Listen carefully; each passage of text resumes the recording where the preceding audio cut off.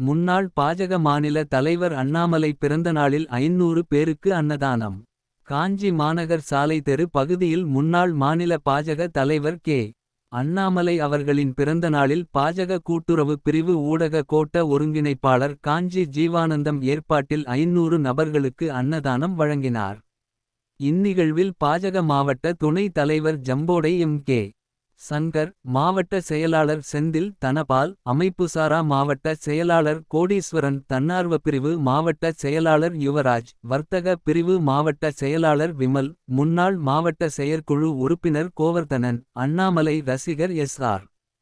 முரளி, மாவட்ட செயற்குழு உறுப்பினர் அறிவுடைநம்பி, மாநகர செயலாளர் ஹரிஹரன், கூட்டுறவு பிரிவு வெங்கட், ரவீந்திரன் ஆகியோர் கலந்து கொண்டனர்.